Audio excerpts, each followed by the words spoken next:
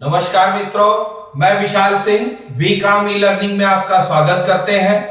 आज हम आपको important term related to insurance, बीमा में उपयोग किए जाने वाले कुछ ऐसे शब्द हैं जिनके विषय में आपको जानकारी उपलब्ध कराएंगे, क्योंकि आप बीमा करने में दोनों व्यक्ति इंश्योरर ये कुछ शब्द हैं, हम क्लियर नहीं होते इन शब्दों का क्या उपयोग है इंश्योरेंस के संबंध में, ये डिटेल्स आपको देंगे, जिसकी मैं आप डिटेल से एक टॉपिक देख सकते हैं। Insurer, insured, proposal form, insurance policy, insurance premium, subject matter, policy, claim, reinsurance, double insurance, surrender value, under insurance, over insurance and warranty. अब एक एक करके हम आपको डिटेल्स देना चाहेंगे। सर्वप्रथम क्या करते हैं? Insurer. Insurer means agency firm by company, firm risk by loss. जो व्यक्ति जिस संस्था को जो बीमा करवाती है उसको हम क्या कहते हैं? इंश्योरर। सेकेंड है इंश्योर्ड, पॉलिसी होल्डर।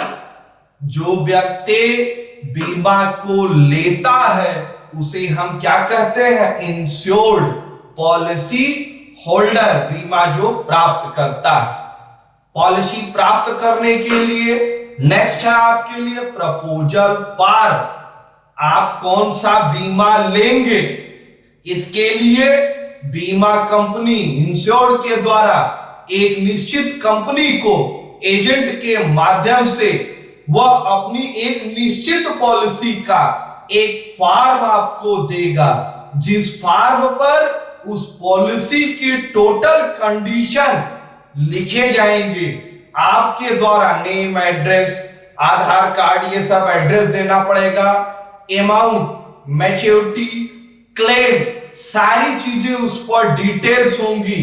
क्या आपको बेनिफिट होने वाला है, ये क्या है आपका प्रपोजल फॉर्म। जब आप उस फॉर्म को भर देते हैं तब कंपनी उसे एक्सेप्ट कर लेती।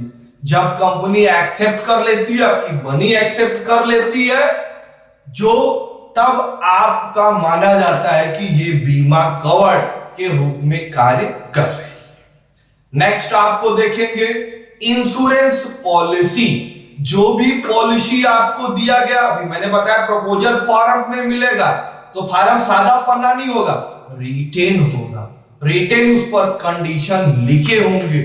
आप सारी कंडीशन की जानकारी प्राप्त करना, उसे स्वीकार करना, उसमें क्या कंडीशनल है, ये सारी चीजें आपको दी जाएंगी।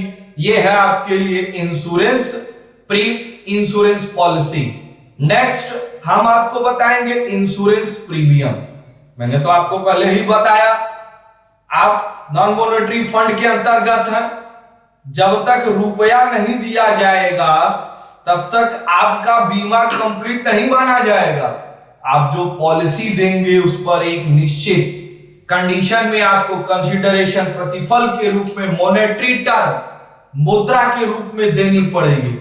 ये टर्म आप मंथली दे सकते हैं, क्वार्टरली दे सकते हैं, 9 मंथ्स में दे सकते हैं, या ईयरली दे सकते हैं।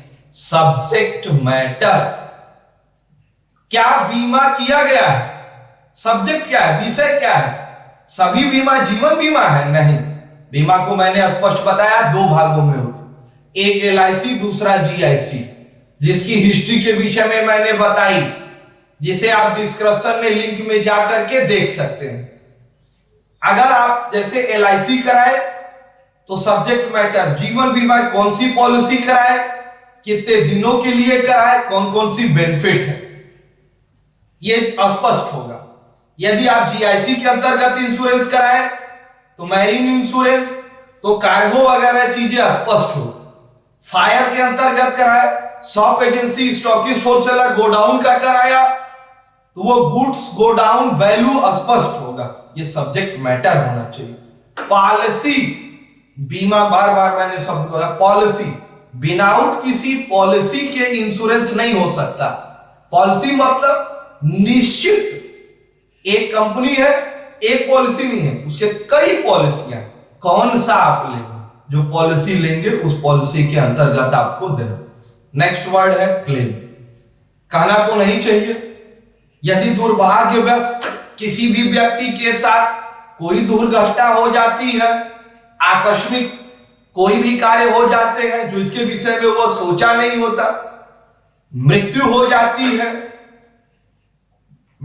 डेंजरस डिजीज हो जाती है, जिसे पूरा करने के लिए उसके पास पैसे नहीं रहते, मृत्यु हो जाती है, आगे फैमिली परिवार का भरण पोषण कैसे होगा, कैसे घर चलेंगे, इस संबंध में वो व्यक्ति जो इंश्योरेंस किया हुआ है वह अपने इंश्योरेंस की क्लेम दावा करता है और दावे में अपनी राशि को प्राप्त करता है।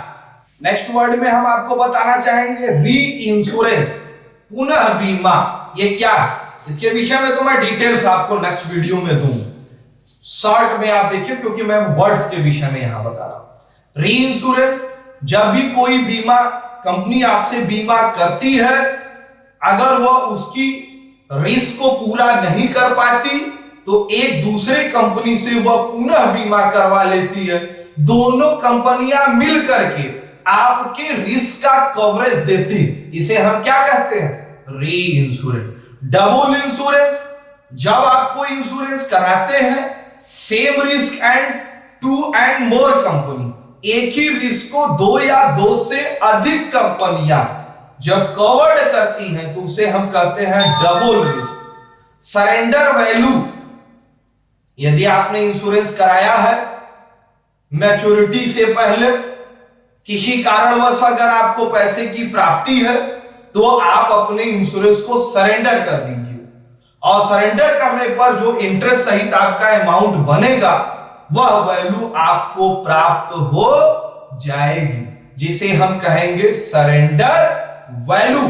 नेक्स्ट है अंडर इंश्योरेंस एसेट्स में, जैसे एसेट्स का मैंने वैल्यू लगाया 10 लाख और आपने पॉलिसी ली 8 लाख, वैल्यू से कम की पॉलिसी ली तो उसे हम क्या कहेंगे? Under insurance. Over insurance, value is 15 lakhs but your it covered in the amount 20 lakhs। 15 lakh का वैल्यू लगा है, 20 लाख तक ना आपने कवर्ड लिया तो वो क्या होगा? ओवर। वारंटी, फ्यूचर में ये कंपनी इंश्योरेंस आपको रिस्क प्रदान करने का कार्य करती है। मेरा आपसे विनम्र अनुरोध है, आपको कोट कोट धन्यवाद कि आपने मेरा यह वीडियो देखा।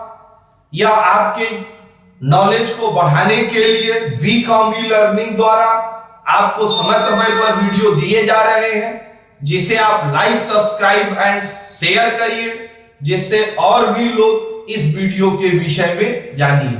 आप पूर्ण रूप से स्वस्थ रहें, खुश रहें, यही मेरी हार्दिक इच्छा होगी।